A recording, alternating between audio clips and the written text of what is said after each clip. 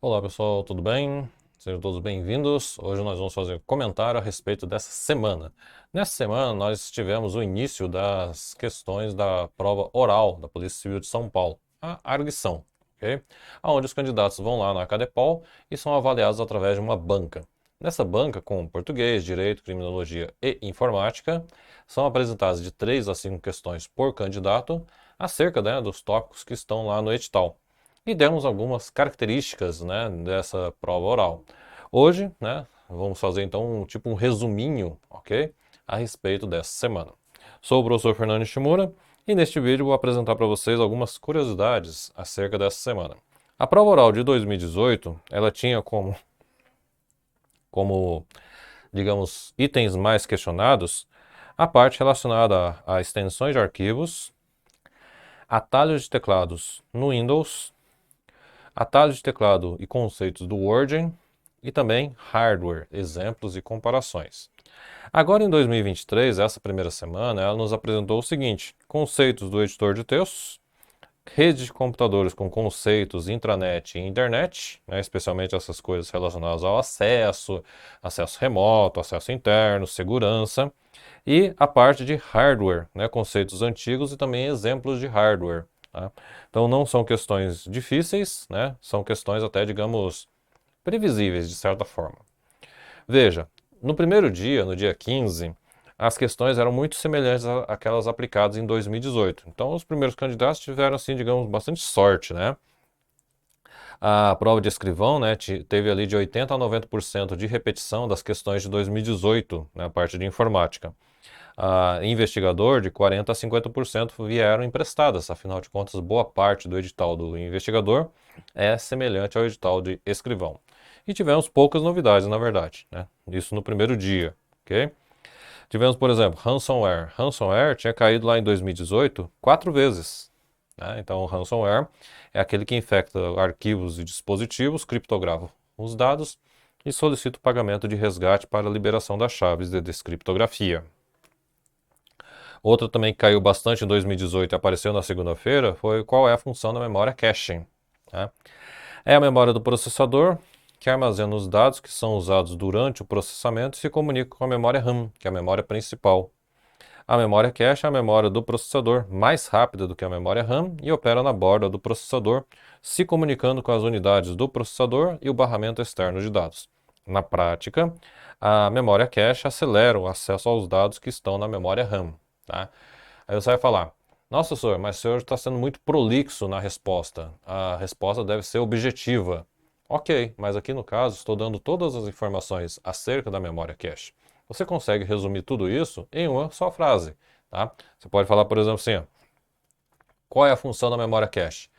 Auxiliar o processador na troca dos dados com a memória RAM, aqueles que estão sendo processados e, no caso, agilizar, aumentar a velocidade do processamento. Pronto, isso é uma definição, é uma função, ok?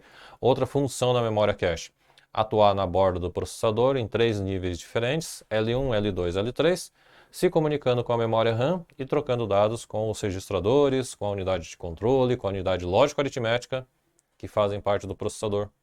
Estão vendo? Então, a resposta, ela poderá vir de diferentes formas, ok? Apesar de ser uma prova oral, uma questão objetiva, você tem muitas informações sobre o tema e a questão é, de certa forma, bem aberta, Você consegue explorar. De acordo com o seu nível de resposta, o avaliador vai poder compreender se você conhece, se você estudou, se você decorou, tá? Isso, no caso, é a nossa prova oral, ok? Para que serve o Mozilla Thunderbird? Caíram os dois, o Firefox e o Thunderbird. Thunderbird caiu em 2018. São softwares desenvolvidos pela Fundação Mozilla e o Thunderbird é um cliente de e-mail como o Microsoft Outlook. Tem o Firefox, que é como se fosse o Microsoft Edge, o navegador padrão do sistema operacional. E as novidades? Bom, tivemos algumas questõezinhas assim bem exóticas, na segunda-feira. Essa questão aqui, ó, qual a idade mínima para se criar um perfil no Facebook? Tá? Bom, a idade mínima é 13 anos. Daí você vai falar: professor, como é que eu ia saber disso? Bom, primeiro, Facebook é lá do Mark Zuckerberg, é da Meta, Ele mudou o nome da empresa, para chamar Meta Incorporated. que é o Facebook, o Instagram e o WhatsApp juntos. Facebook baseado nos Estados Unidos, começou nos Estados Unidos, né, norte-americano, estadunidense, e lá nos Estados Unidos, né, sempre que você fala, desculpa, sempre que você fala a respeito de censura, né, sempre que você fala sobre idade mínima, geralmente se fala do PG-13, que é aquela certificação que aparece nos filmes, né, filmes de heróis, por exemplo, né, eles tentam se encaixar na classificação PG-13 justamente para serem apropriados, né, para 13 anos de idade, 14 anos de idade, 15 anos de idade, que é a parte ali do público que consome bastante esse tipo de conteúdo, né, filmes de super-heróis, ok? Então é isso, né, essa seria no caso a pista, né, PG-13 é a idade mínima para um monte de coisas lá nos Estados Unidos. Função da margem espelho no Word, o que que é, né? Bom, quando você manda imprimir, você pode, no caso, modificar as margens do seu documento, né? As margens da sua página. Se você define que o seu documento tem margens espelho, ele irá fazer o espelhamento dessas margens. A margem esquerda, né, ela se torna a margem interna e a margem direita se torna a margem externa, porque aí passa a ser frente e verso, né? Ah, então margem e espelho é a configuração de margens para frente e verso? É, só isso, ok? O que tem em comum Microsoft Teams, Zoom e Google Meet, né? Isso é uma tendência agora nas questões de 2023, questões que comparam vários itens. Lá em 2018 era um de cada vez, né? O que é o Microsoft Teams? O que é o Zoom? O que é o Google Meet? Era só isso. Agora não, agora juntaram, né? Eles são aplicativos para reuniões, eles permitem agendamentos, chats, arquivos compartilhados, telas compartilhadas, contatos, vídeos, áudios, gravação dos eventos, armazenamento na nuvem. Eu listei aqui todas as características, né? E todas elas pertencem aos 3 softwares. Se você enumerar 3 dessas características, pronto, está certa a resposta. O que são as equipes no Microsoft Teams? As equipes são grupos com colaboradores da organização que poderá compartilhar conversas, arquivos, observações, guias e conectores nos canais que foram criados, né? Então é como se fossem níveis, hierarquia. Onde você está? Você está aqui, ó. Uma pessoinha que pertence a um canal que faz parte de uma equipe dentro de uma organização. Exemplificando, Organização Polícia Civil de São Paulo. Equipe de Inter 1. Canal 1º DP. Ok? Essa é a hierarquia dentro do Teams. Qual é o nome do processador da placa de vídeo? Bom, a placa de vídeo tem uma GPU, né? A Graphics Processor Unit. A CPU da placa de vídeo e a sua memória. A memória é a VRAM, a Video RAM, né? Então tá aqui, né? Aquilo que pode cair agora na próxima semana, né? O avaliador perguntar lá o que é VRAM, né? Qual é o nome da memória da placa de vídeo? Video RAM, VRAM. No dia 16, as questões também foram semelhantes, né? Diminuiu um pouquinho, mas ainda continuam, né, tendo essa padronização. E tivemos algumas novidades em relação à operação com softwares. Vejamos, né? SSD. SSD caiu um monte de vezes, né, em 2018 e já caiu ontem, né, no dia 15, e apareceu no dia 16. Então fica a dica, né? Qual é a dica? Acompanhar a resolução das questões, porque às vezes as questões que não foram assim, digamos, bem respondidas, ou até mesmo por causa da quantidade de temas, né? As questões podem aparecer em salas diferentes, por avaliadores diferentes, né? SSD, por exemplo. Acredito que todo o avaliador ali da banca oral pensou nessa questão, né? Então, o avaliador lá da sala 1A vai fazer essa questão para o candidato. O outro avaliador da sala 1B, 1B não, 2A, né? Vai fazer essa questão também para outro candidato, né? São públicos diferentes, são situações diferentes, datas diferentes. Então, acompanhe a resolução das questões, porque provavelmente, né, na sua vez, você terá ali uma das 3 questões que já tenha caído antes nessa arguição de 2023. Então, SSD. SSD é a sigla de Solid State Drive, é constituído de chips de memória flash, né? Teve uma outra questão que perguntou o que era memória flash. Possibilita a leitura e gravação em velocidades superiores a outros modelos de armazenamento. Quais são os modelos de conectores de SSD? Tem o SATA, né, conexão SATA. Tem ali a conexão do M.2, que é esse aqui, ó, 2, né? E tem também o NVMe, né, que tem ali um chanfro, ok? Esses já vão direto ali no chipset, né, no chipset norte, ok? Enquanto que esse aqui vai no chipset sul. Chipset, né, é o conjunto de componentes internos que serve para você poder controlar os dispositivos. Quando são dispositivos totalmente eletrônicos conectados direto no barramento, ficam no chipset norte, como processador, memória RAM e também esses SSDs. Se for dispositivo eletromecânico, como impressoras, pendrives, SSDs, HDs, ficam no chipset sul, né, que é a parte lá do armazenamento. O que significa USB? USB é o Universal Serial Bus, traduzido livremente para o português como barramento serial universal, né? O USB é para você conectar até 127 dispositivos, ok? No barramento por computador. Tem vários tipos de conectores e nessa imagem aqui você consegue visualizar eles, né? USB tipo A, USB tipo B. Esse parzinho aqui é usado, por exemplo, lá na impressora. USB 3.0, conectorzinho azulzinho, né, pendrives, por exemplo. USB mini para alguns aparelhos como câmeras. USB micro, né, isso aqui é muito comum em smartphones. Tem o Type-C, né, o Type-C é aquele padrão que parece com o Lightning da Apple. E tem também o USB micro B, né, ele é usado em HDs externos, ok, para fluxo de dados pesado, digamos assim. Dê 3 exemplos de mídias removíveis. Bom, mídia removível, pendrive, né, conectado no USB, HD externo, SSD externo, CDs, DVDs, Blu-rays. Pronto, tem um monte de exemplos, né? E o que são os canais no Microsoft Teams? Repare que ontem foi a pergunta o que são as equipes. Hoje a pergunta é o que são os canais, né? Os canais são grupos dentro das equipes onde as conversas, arquivos, observações, guias e conectores estarão disponíveis apenas para os participantes do canal, né? É aquela história de Polícia Civil, Inter, DP, ok? É hierarquia. E o canal seria o DP. NTFS versus FAT32, várias questões de comparação, né? NTFS é o New Technology File Systems, dali do Windows NT, né, sistema de arquivos, e o FAT32 é o File Allocation Table, tabela de alocação de arquivos, lá do Windows antigo, né, o Windows 95, a MS-DOS. A diferença entre eles é a capacidade, né? O tamanho máximo do volume, né, o tamanho máximo da unidade lógica, quando ele fala o volume, é a unidade lógica, né? O que é a unidade lógica? C2 pontos, D2 pontos, E2 pontos, né? É a partição.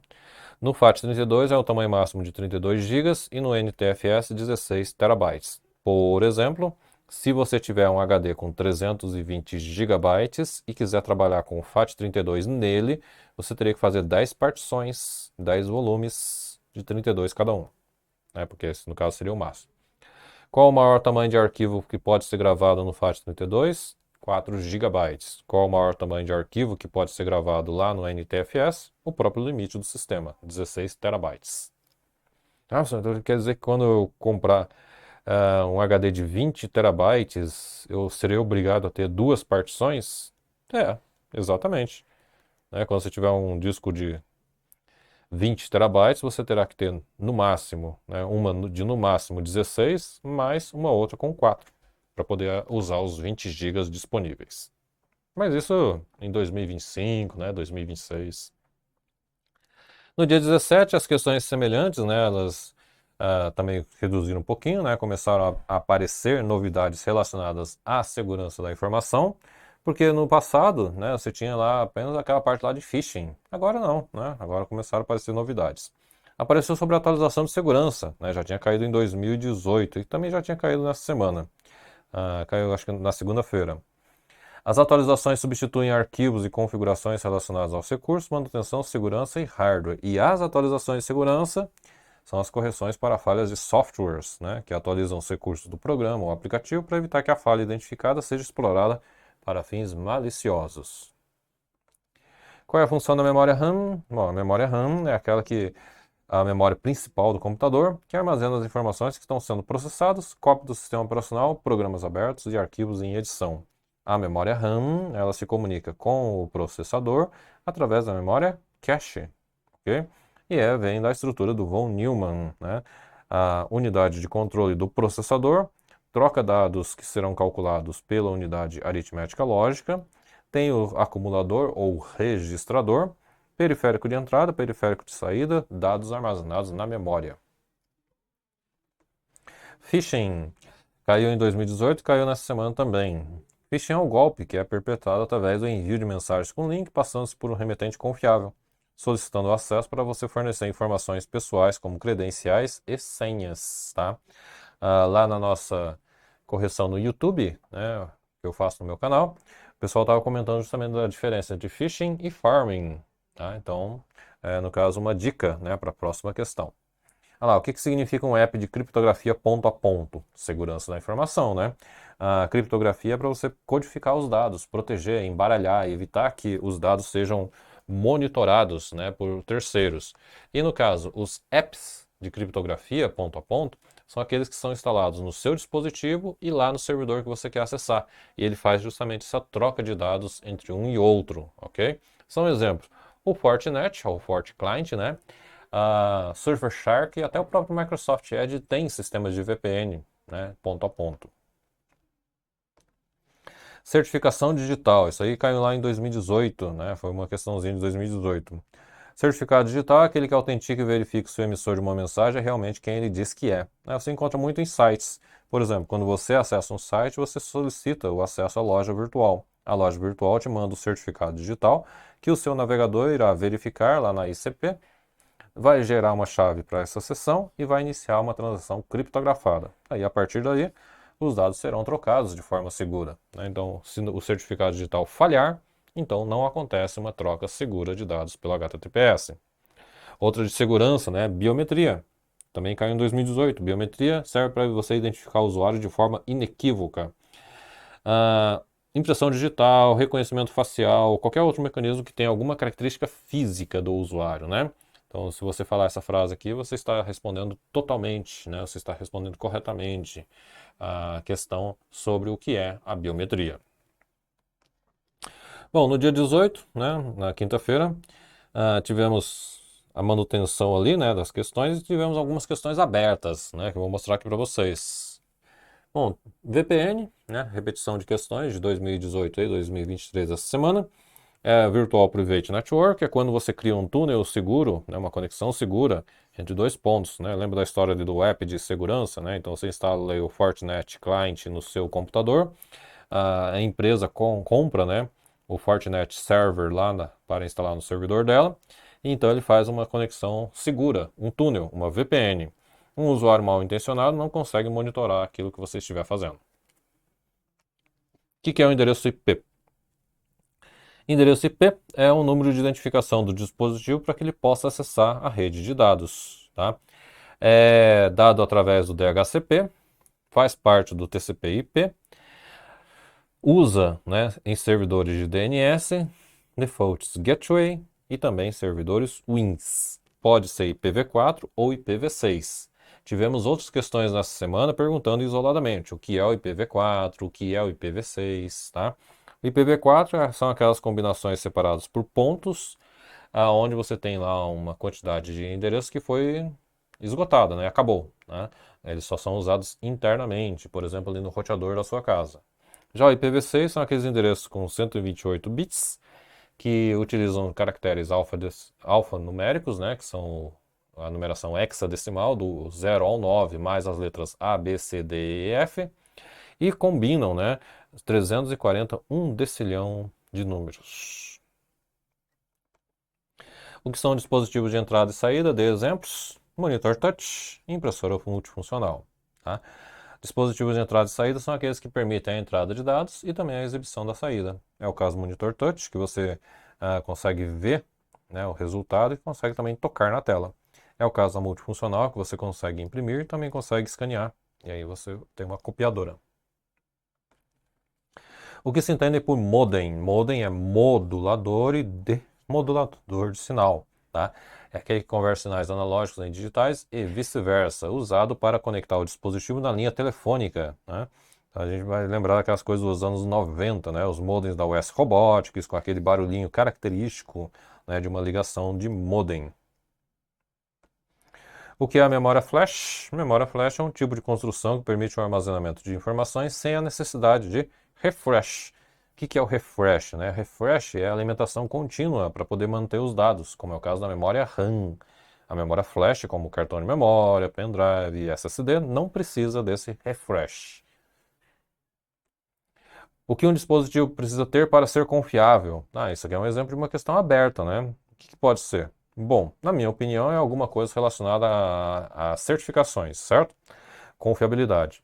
Telefonia. Se o equipamento tem selo da Anatel, significa que ele foi testado, aprovado e pode ser utilizado com, digamos, confiança, né? Com confiabilidade. A Federal Communication Commission, né? A FCC. É, tipo assim, a padronização dos Estados Unidos, né? Que Estados Unidos e Canadá, aonde você tem ali que o equipamento está correto, confiável, funciona, foi testado, aprovado, né? Então é um exemplo de certificação também. Aqui no Brasil a gente tem o Inmetro, né? O Inmetro para diferentes coisas, para desempenho, conformidade, sustentabilidade, segurança. Então isso aí no caso são coisas que você pode, no caso, usar, né, para falar que o dispositivo é confiável, não, ou não. No sistema FAT32, o que é a capacidade máxima? Tá aí, né? Já tinha caído a questão a respeito dos dois, né? E aqui ele pediu a capacidade máxima. Capacidade máxima do volume, 32 GB. Capacidade máxima do arquivo, 4 GB.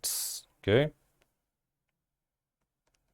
O que são as redes sociais? Citar exemplos das mais usadas. Bom, aqui é uma questãozinha aberta, é só você tomar cuidado com a resposta para não falar o WhatsApp, porque o WhatsApp não é uma rede social, nem o Telegram, são comunicadores instantâneos. Redes sociais: Facebook, Twitter, LinkedIn. Ok? Instagram e WhatsApp, junto com o Facebook, pertencem à Meta, que é a empresa lá do Zuckerberg. O Twitter é uma rede social para postagens rápidas, que o Elon Musk comprou, tudo, agora está passando por uma outra CEO, né? A LinkedIn é da Microsoft, é para coisas relacionadas a perfis profissionais, vagas de emprego, empresas, empregos, empregabilidade, etc. O que é um site responsivo? Site responsivo é uma página web que foi programada para se adaptar às diferentes telas onde for acessada. Sem lá o site responsivo, ele aparece certinho no seu smartphone e aparece certinho na tela do computador. É aquele que responde à solicitação. E assim, nós terminamos, né, aqui as nossas...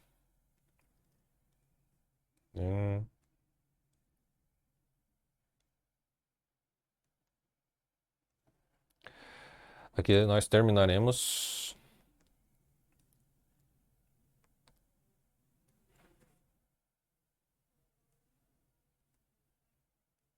Vou voltar aqui para o nosso primeiro slide.